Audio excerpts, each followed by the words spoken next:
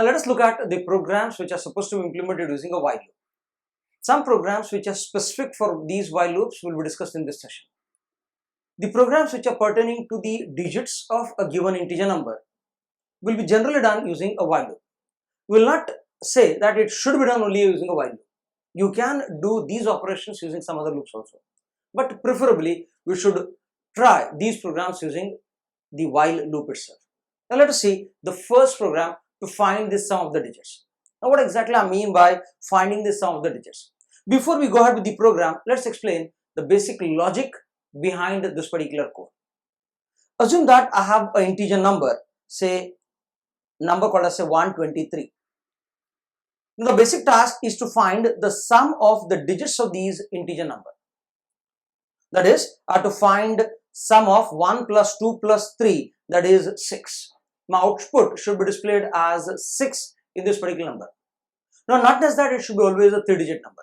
It can be a 4-digit number, it can be a 5-digit number, it can be an n-digit number. So basically, my task is to find the sum of the digits of a given integer number.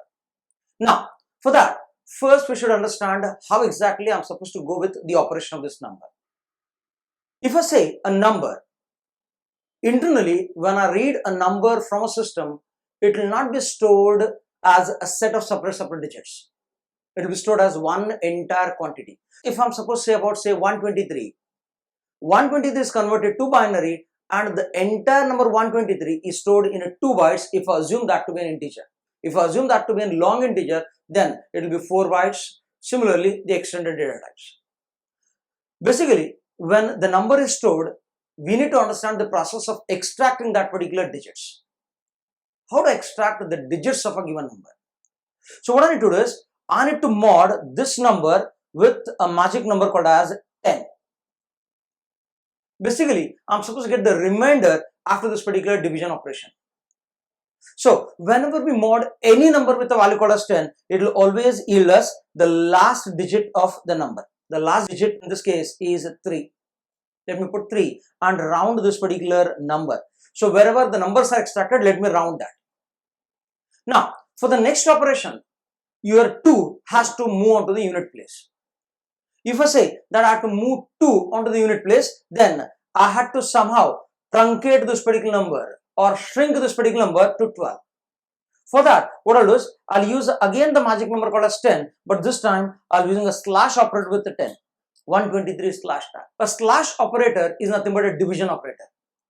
A division operator says that it should always get the quotient. Now since 123 is an integer number, 10 is an integer number, the quotient is 12 in this case. So what I'll do is, I'll take this as the input for the next operation. The user is going to enter the number 123. In the first operation, when I modded that number with 10, it got me a result as 3. When I divide that number by 10, it got me a result as 12. Now, let's take this particular 12 and again repeat the same task. Why don't we say 12 mod 10? When I said 12 mod 10, the result is now 2, which is nothing but the next digit of this particular number. Now, I had to shrink this number further to 1.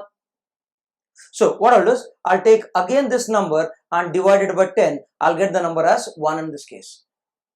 Now, you might say that 1 is nothing but the last digit which is obtained. If I believe with an assumption that every mod operator will get us the result. If every mod operator is going to get the result, then what I'll do is, I'll say again 1 mod 10 in this case. We know that modulus operator has got a property that whenever the first number is smaller than the second number, always the first number is nothing but the result of the expression. Since 1 mod 10 will get us a value as 1, which is nothing but the third digit at this place. So I took this particular 1 and used that 1 for the next operation. So 1 mod 10 got me a value as 1 at this place. So if the result is 1, so should I stop this operation? Yes, I have to stop this because I got all the 3 digits which are required for the operation. Now, why don't we try 1 by 10 in this case? As it says, integer by integer is always integer value. This results into value called as 0. So I'll put this as a terminating result. 1 by 10 as 0. Now for a 3-digit number, I did this operation for 3 times. 1, 2, and this is the third time. At the third time, I got the number as 0. Do you expect the result to be 0 for every number which is entered by the user after 3 operations? No. If it is a 3-digit number, then I might require 3 operations. If it is a 4-digit number, then I might require 4 operations. If it is a 5-digit number, I might require 5 operations. What if the user enters only 2-digit? So it means that I'm supposed to wind up with only 2 operations. But when I'm asking the user, do I ask the user to enter the number of digits of a number or only a number? Yes, I'll ask only a number, not for the digits. So it means that I can't repeat this particular operation based on the digits. So then what will be the condition? If you observe the number is entered as 120 in the first case. The second time, the number got reduced to 12. Third time, the number got reduced to 1. And the last operation, number got reduced to 0. If you observe it carefully for any number of digits, whatever might be the input will always get reduced to 0 after certain operations. Can you predict the number of operations? No. It is not possible for us to predict the number of operations. Hence, we say that I should keep on repeating the operation of mod and slash with a number called as 10 till the number reduces to 0. Now, the variables which I have written at this place or the expressions which I have written at this place are with respect to number. Why don't we reduce this to say a variable format? Assume that I have a variable n at this case. If you take the first expression can be written as n mod 10. Now, as for the rules of C language, an arithmetic operation will always result in a variable, and that variable should be there on the left hand side of the expression so that it can store the result. So let me use a variable r in this case, r equals to n mod 10. So here, as per the rules of this expression, r stores a value as 3. This is n and this is 10. So r equal to n mod 10. For the next operation, I have to say n by 10. Now, where I am supposed to store this number? The result can be stored into some separate variable. I can store into variable say k and then make this particular k to be transferred to n so that new n is again the next digit which is supposed to be extracted, or the next number where the unit place number should be extracted. So now, what I'll do is I'll say this as n equals to n by 10. If you observe carefully, the next time I'm supposed to write again as n equals to n by 10, or sorry, n mod 10, and sorry, r equals to n mod 10 and n equals to n by 10. Now in this case, n was 123. Now the value of n has reduced to 12. For the next operation, again I'll say r equals to n mod 10 and n equals to n by 10. Now in this case, your n is 1. And for the last time, n becomes a value as 0. So we got the value of n as 0. So for a digit called as, for an input called as 123, we say that it should be done for 3 times. And if you observe these 3 expressions, I'll find all these 3 expressions are written exactly identical. So for a language learning process, is it worth to write these digits, the same expression again and again? No. What I need to do is, I need to write them only once and repeat these digits, repeat these expressions on its own. Let me write these expressions only once and make them to repeat. So what I'll do is, I'll say the expression as r equal to n mod 10 and n equals to n by 10. Now these are the expressions which are supposed to be repeated, hence put these expressions around a bracket. I'll put these expressions around a bracket. And these brackets make a part of a body. It will make a part of the statements which are supposed to be repeated. So I'm supposed to repeat these 2 instructions again and again. So I have to repeat till what time? 3 times for 3-digit number, 4 times for 4-digit number, 5 times for a 5-digit number, 2 times for a 2-digit number. But are you assured that how many digits the user will enter? No. Since I'll say that these instructions should be repeated till the number gets reduced to 0. So till can be said as while. The condition is number less than 0. So, or number is not equal to 0. So, For the first time, number is 123, 123 not equal to 0, repeat this. So it is as good as writing these instructions. And then number mod 10, n is 12, 12 is not equal to 0, again repeat this. And n equals to 1, again repeat this particular task. Alternatively, I can write a condition at this place. Instead of number not equal to 0, I can write a condition as n greater than 0. Whenever n is equal to 0, I am supposed to stop this particular operation. So basically, you have to repeat these instructions again and again till your number is either greater than 0 or not equal to 0. So this is the process of repeating a set of instructions using a while loop. Now let's see a program to implement this code or this particular logic into a title called as sum of digits. How and which expression will help us to identify the sum of the digits. Let's see this program. Let us see the logic, how it is going to be implemented in the code. Now, the one thing which goes missing in this part is I have said that I'm supposed to repeat this task for number greater than 0. I've said this. So the instruction which are written in this case, they have been written only once and they have been repeated using a while loop. But the task was not to just extract the digits. The task was to find the sum of these digits. So how do I find the sum of the digits? If you compare the expressions with the result, the value of r in the first case is 3.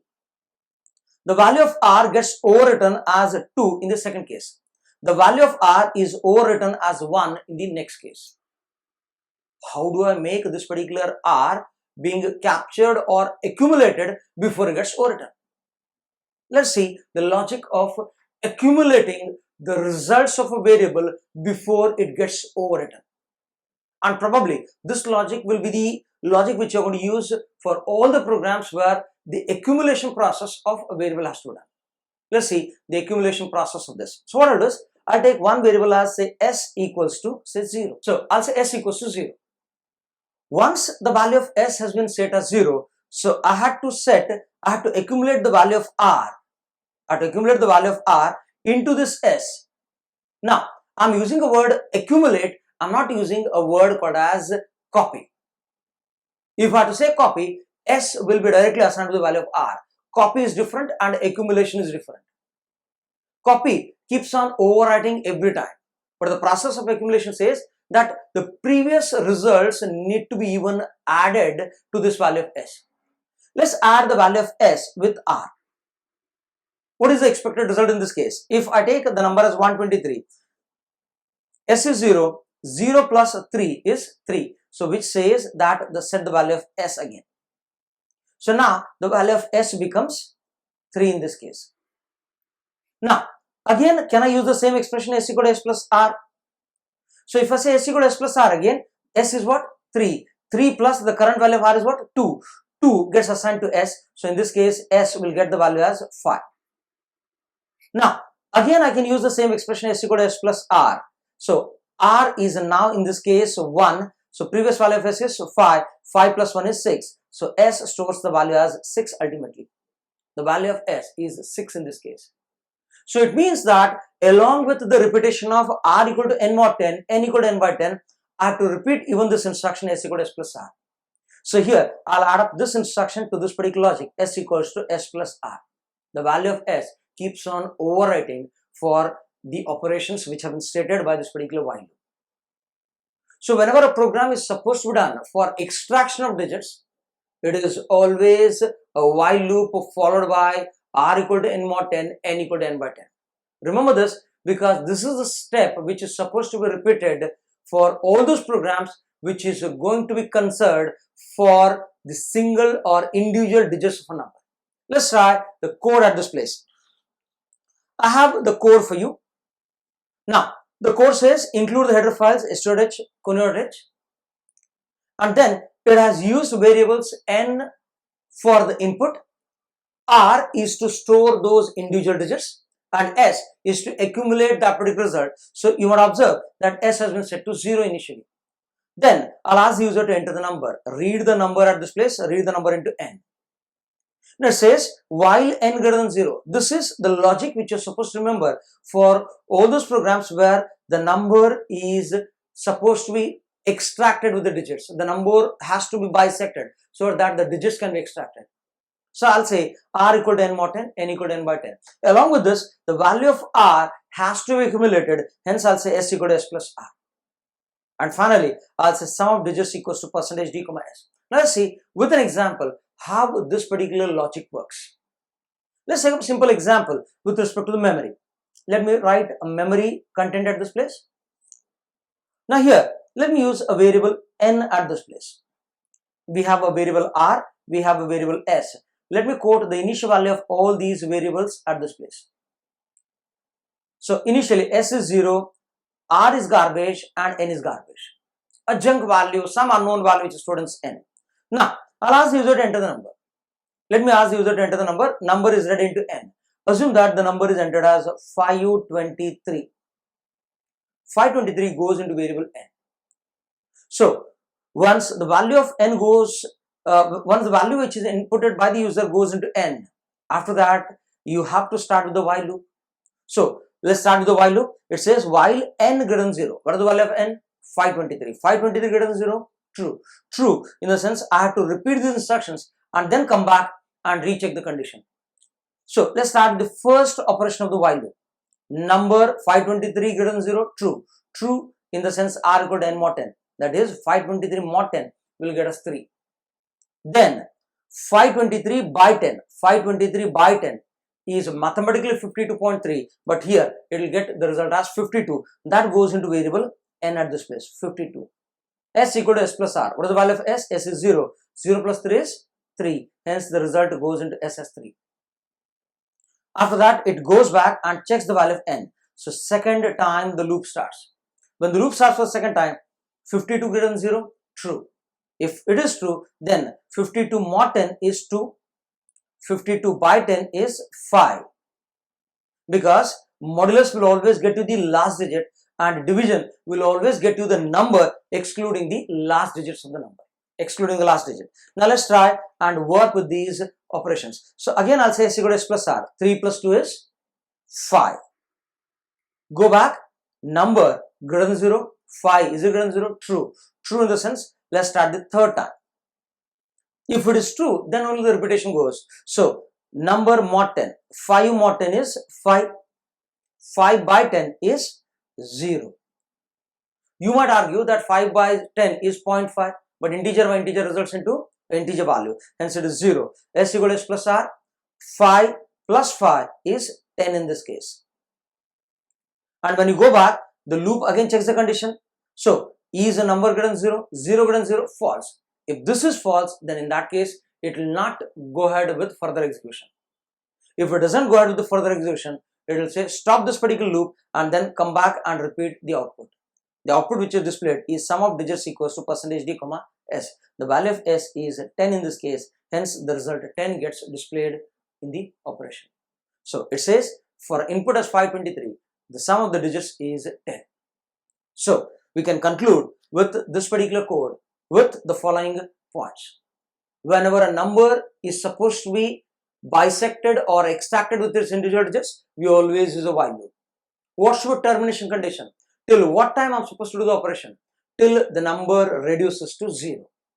Every number when it is modded and divided by 10, it will reduce to 10 after some operations. So I have to remember that I'm supposed to repeat these operations with mod 10 and by 10 till the number reduces to 0, hence n is 0. After that, I'm supposed to accumulate the results. Accumulation process is s equal to s plus r, provided that the value of s is 0. If the value of s is not 0, then probably it might result into some erroneous results. You can try these codes. You can pause this video, make a copy of this particular program onto your notebook, and then try these programs onto your compiler. If you are using Linux or Turbo C++, give an appropriate input and check whether the desired output is obtained or not. Thank you.